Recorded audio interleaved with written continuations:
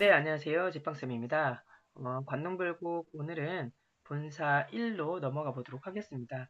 네, 앞에서 여정을 쭉 타고 와서 이제 부임지까지 들어가서 관내를 한 바퀴 슉 돌았습니다. 그쵸?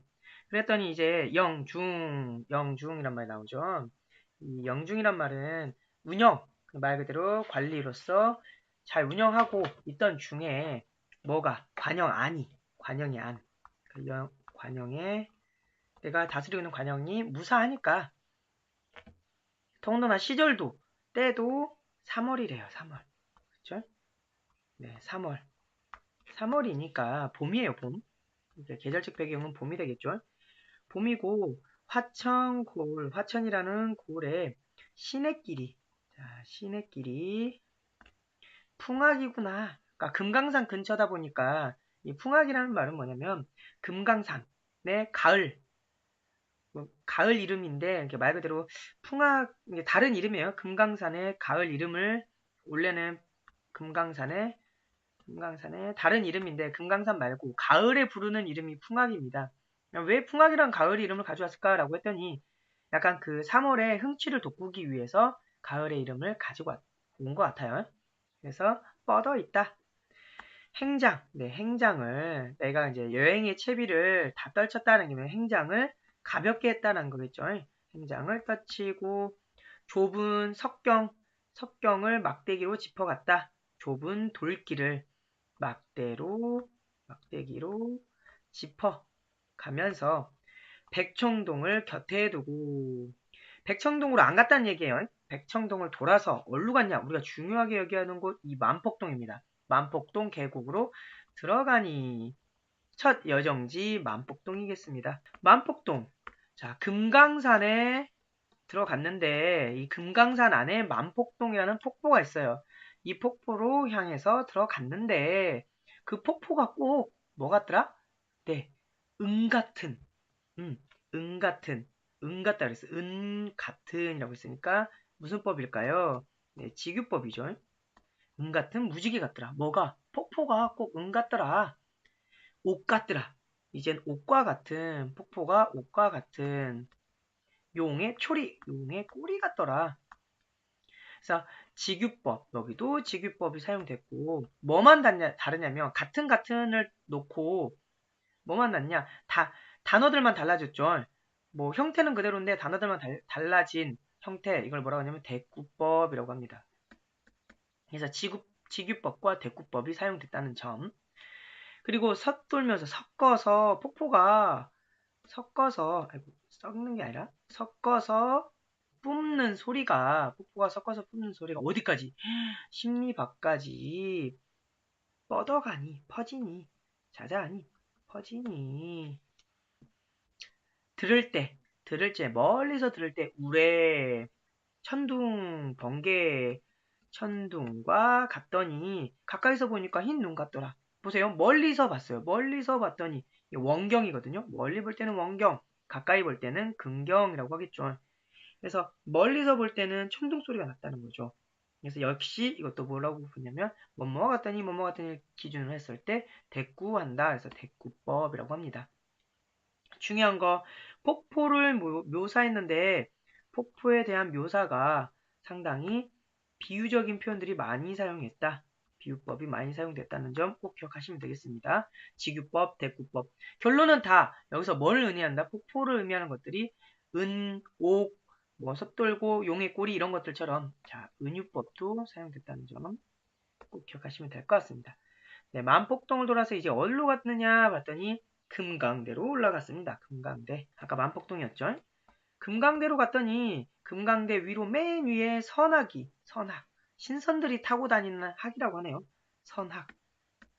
신선들이 타고 다니는 선학이 새끼를 치니 봄바람을 타고 춘풍을 타고 들려오는 옥피리 소리입니다.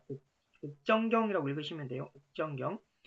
옥피리 소리에 풋잠이 깨었다. 보시면 선악이라는 것을 통해서 우리가 알 수 있는 게 뭐냐면 신선사상이에요. 신선사상. 도교적 신선사상을 내가 꼭 그 신선이 된 것처럼, 그죠? 호의 현상이란 말 나오죠. 호의 현상. 우리 옆에도 나왔긴 했지만, 여기 나왔죠. 흰 저고리에 검은 치마를 입은, 그죠? 흰 저고리에 검은 치마를 입은 학이 공중에서 솟더니 솟아서 떠오르니 옛날 중국의 서호에 학과 더불어 논의했던 송나라의 인포가 있었는데 그 인포가 꼭 누구 같더라? 나 같더라. 그 인포가 어떤 사람이었냐면 선정을 베푸는 아주 훌륭한 사람이었다더라. 그쵸? 그래서 넘나들며 노는 듯하구나. 결론은 누구다? 인포가 꼭 나 같다더라. 라고 보시면 되겠습니다. 그래서 신선이 된 듯한 느낌. 그쵸? 신선 사상도 여기서 엿볼 수 있다는 점 기억하시면 될 것 같습니다. 네, 이제는 소향로봉과 대향로봉 있는 만폭동 어기라고 하네요, 여기가. 그쵸? 여기가 만폭동 어기에 있는 소항로라는 봉우리예요. 그리고 대항로, 작은 봉우리와 큰 봉우리라고 할 수 있겠죠, 말 그대로.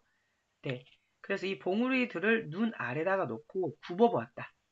굽어보고 정향사에 진월대가 있는데 그 진월대 아까 고처란 말 기억하라 그랬죠. 다시라는 표현입니다.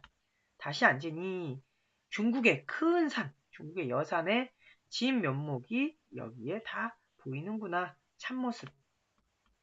참모습이 여기에 다 보이는구나. 그림 보면 이해할 거라고 생각합니다. 이 부분. 아까 그 만폭동 나온 부분하고 이 부분 상당히 조금 중요한 부분으로 여겨집니다. 별표해 두시고 보시면 될 것 같고요. 조아웅이라고 했는데 조물주입니다. 네.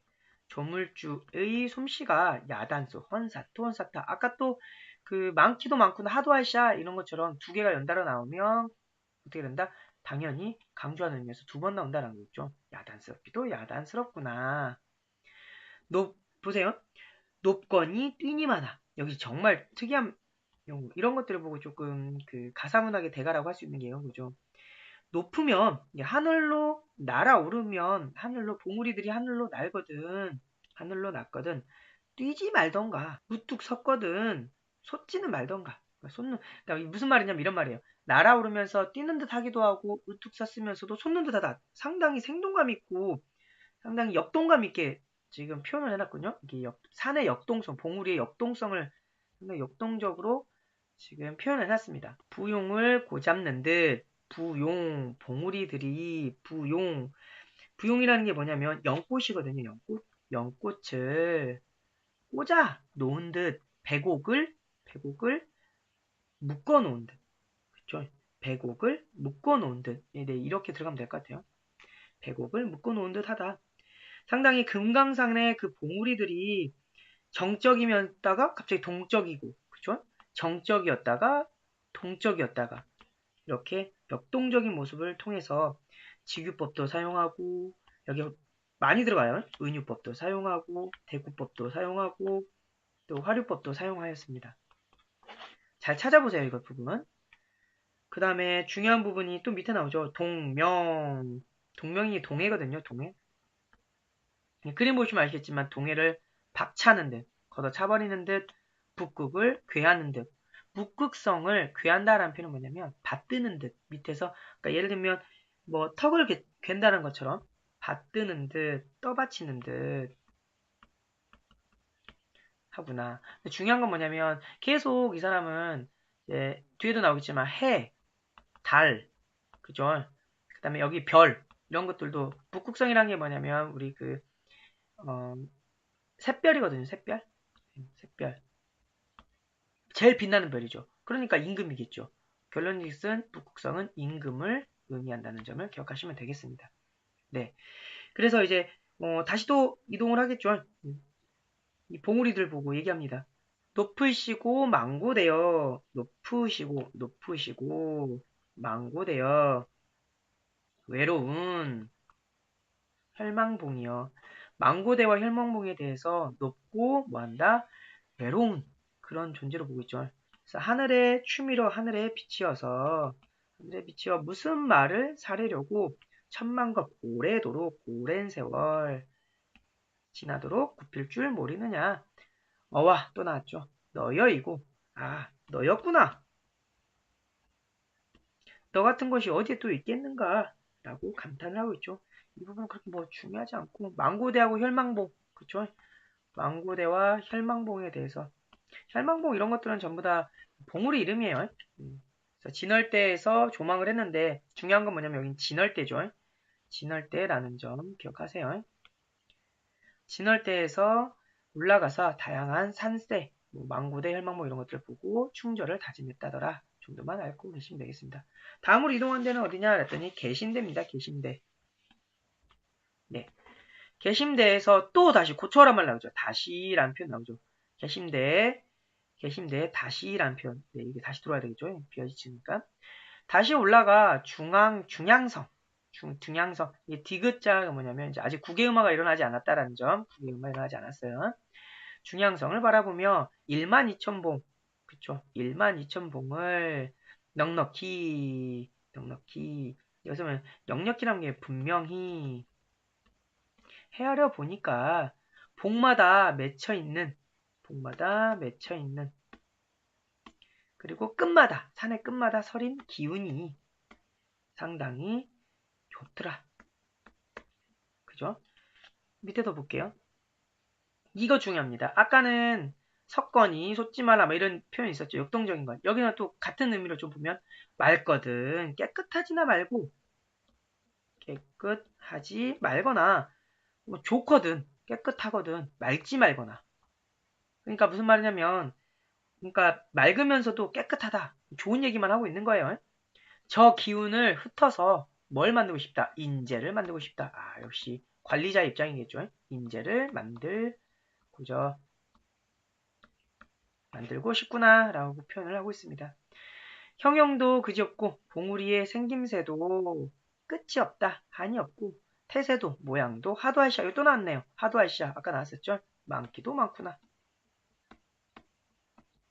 그러니까 봉우리들이 다 각양각색이다라는 거겠죠. 그 다음에 밑에 나옵니다. 천지가 다 삼기실 생겨났을 때, 또 비었네요.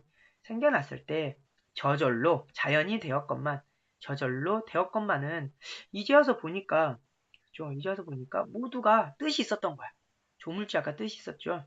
그 뜻이 유정할사 정답기도 하구나. 전부 다 또는 뜻이 만들어진 듯 하여서 정답기도 하구나. 뜻이 있긴 있었구나. 라는 표현이죠. 모두 뜻 있게 만들어진 거구나. 정말 이런 것들이 뭐한 거더라? 계심대에 올라가서 보니까 정말 좋다더라. 라고 볼 수 있겠죠. 좀 더 보겠습니다. 이제 밑에. 비로봉으로 올라왔습니다. 이제 비로봉. 비로봉에 올라가서 상상두 꼭대기겠죠. 상상이라는 게 뭐냐면 꼭대기입니다. 비로봉 꼭대기에 올라가 본 사람이 누가 있겠냐? 나만 올라갔지롱 이런 거 있죠. 동산, 태산. 동산, 중국의 동산하고 태산이 있는데 그 태산 중에 어느 게 더 높은지 아냐라고 죠. 근데 여기서 보면 어느야 높이가 태산이 높이가 높은 곳 누가 더 높겠느냐? 노국, 좁은, 줄 모르는 우리거늘 무슨 말이냐면 공자라는 이 표현 돼 있죠, 있죠. 공자가 동산에 올라가서 노나라가 작다고 여기고 태산에 올라가서는 천하가 작다고 했어.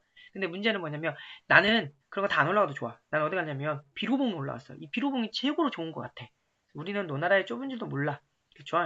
하지만 넓고 넓은 천하가 어찌하여 작다는가 하는지 모르겠다. 라고 나와 있죠. 공자의 말 그대로 호연지기 아까도 호연지기라는 말 나왔죠. 공자의 호연지기를 알 수가 없어. 내가 안 올라가 봤으니까. 근데 난 비로봉까지 올라왔어. 비로봉이 제일 좋은 것 같아. 어와 저 지위를 어이하고 알 것이오. 아, 저 천하가 작다고 한 공자와 같은 뜻을 넓은 경지와 뜻이라고 하면 되겠죠. 또 넓은 경지를 어찌 내가 알겠느냐. 오르지 못하거든 내려가지 말고. 비로봉엔 올라갈 수 없으니 내려감이 당연한 거 아니겠느냐. 난 비료봉까지밖에 갈 수 없으니까, 그쵸. 이제 비료봉에 올라갈 수 없으니까, 그제 이제 내려가자. 내려감이 당연하다. 무엇이 이상하겠냐? 네, 이렇게 정리하시면 될 것 같고요. 뭐 비로봉 올라왔는데 공제의 높은 덕까지도 생각하면서 또 상당히 높은 경지에 대해서 이야기를 하고 있죠. 그래서 마지막 부분을 좀 보도록 하겠습니다. 쭉 내려오면 이제 어디로 갔냐면 원통골로 갔답니다. 원통골. 원통골 가는 길로 뭐가 있었냐면 사자봉을 찾아갔대요. 사자봉을 찾아가니 그 앞에 너럭바위가 있었어요. 그 너럭바위가 활용수가 되었대. 너럭바위 앞에 너럭바위가 그 앞에 너럭바위가 활용소가 되었구나. 옛날에는 한번 왔었나? 그러진 않은 것 같은데 찾아가니까 지도 보면서 왔는데 넓은 바위가 있어야 되는데 거기에 연못이 있네? 그게 활용소네? 라고 보겠죠. 근데 그 안에 천년노룡이 우와 천년 동안 묵은 늙은 용이 굽이굽이 서려 있구나. 아 멋있다는 거겠죠. 그만큼 서려 있어서 주야 밤낮 주야겠죠. 밤낮 물을 흘려 내려 푸른 바다에 이어진다. 두음 법칙 없었습니다. 이때는. 그 다음에 푸른 바다 창해라는 표현 보면 되겠죠. 그래서 무슨 말이냐면 천년 늙은 용이 상당히 중의적인 표현입니다. 무슨 말이냐면 본인의 굽은 인생, 그러니까 화자 자신을 의미할 수도 있고요. 실제로 여기 있는 늙은 용에 대한 얘기를 한 것일 수도 있고요. 그래서 상당히 중의적인 표현이라고 아시면 되겠습니다. 그래서 저 용이 아까 말했지만 저 용이 송강 자신이 될 수도 있다 그랬죠. 그래서 그 용이 바람과 구름을 그쵸? 언제 얻어서 3일 후 그 흡족한 비를 내리려 하는가? 중요한 게 뭐냐면요. 흡족한 비라고 하면 선정입니다. 선정. 본인이 이제 누구처럼 좀 풍운을 끌고 와서 비를 내리면 되게 좋잖아요. 그렇죠? 3일 후는 특히나 그 엄청난 가뭄에 3일 동안 내리는 비. 엄청 흡족한 비겠죠. 그래서 그런 선정을 본인이 베풀 건데 음해라는 게 뭐냐면 그늘진 낭떠러지. 그늘진 낭떠러지에 얼마나 시든풀이 그늘진 낭떠러지에 얼마나 시든풀이 물을 갈고 하겠습니까? 그죠? 그래서 다 살려내려고 한대요.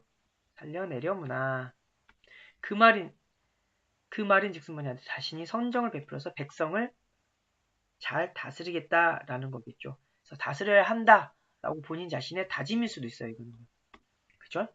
그래서 명령조의 형식으로 선정에 대한 의지를 상당히 강하게 어필하고 있다라는 점 보면 되겠습니다.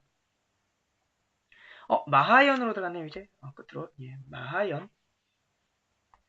마하연으로 들어갔더니 묘길상.